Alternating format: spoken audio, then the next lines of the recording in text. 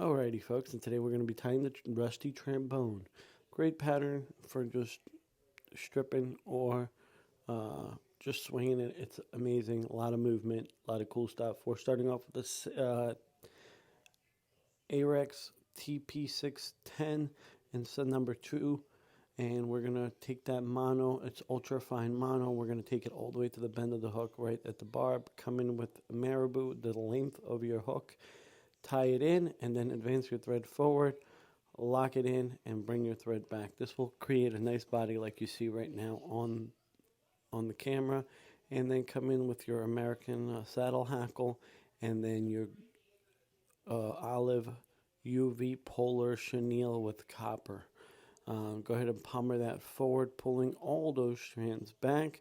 You want this turn by turn to create a nice little buggy body and internal flash. And then tie it off, cut it off, and clean up the head a little bit here. This will help you lock the hackle in. Come in with your scissors and just trim it up about halfway, but make sure you go a little jagged so that way all the ends are not the same. Advance your hackle here forward and just make sure you palmer it and you pull your fibers back so it looks like a nice little woolly bugger. Tie that off, cut it off, and come in with your bodkin or your scissors and clean up. But first, we're going to come in with our bodkin and just pick out those loose ends here, just so that way it's buggier or flashier and just looks nice. Then go ahead and whip finish and hit it with Zap-A-Gap.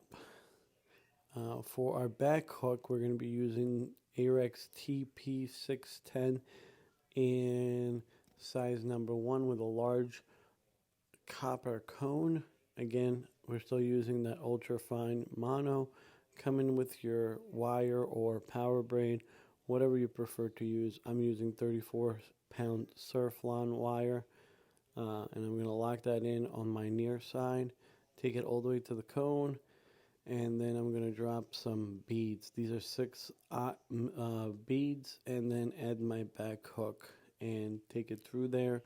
I want that loop of the eye right behind the beads where it's connecting to the other hook, about the same size as the hook eye.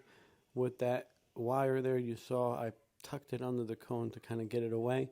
This marabou is going to come in, and I want this marabou to be about the length of the other fly to where it's laying down on the tail, and advance my thread forward, lock that marabou in, and then tuck away the little extra into the cone. That will let the cone stay in place. I'm going to come in with some copper flashabou, and I'm going to put 2 strands on each side and cut them even just past that marabou that we put on top. Then come in with your olive hackle.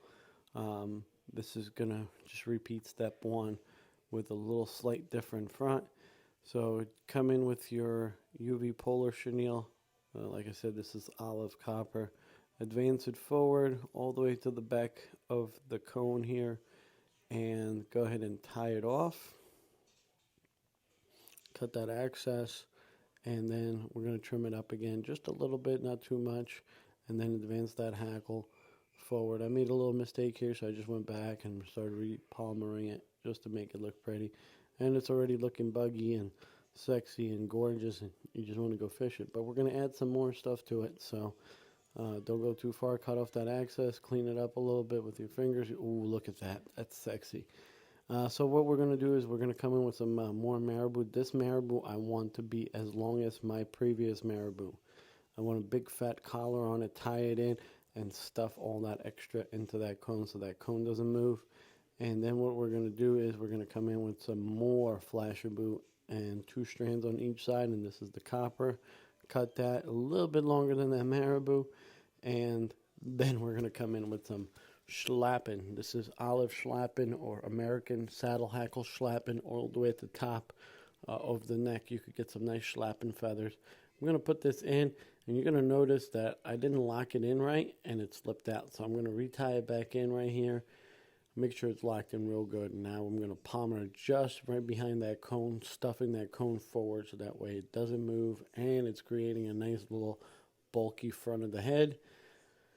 Tie it in, cut off the excess, and whip finish it, and there's your rusty trombone. If you want to see anything else, please let me know. Hope you guys enjoyed it. And give me a follow on social media, Hooked on the Fly, too. Thank you, guys.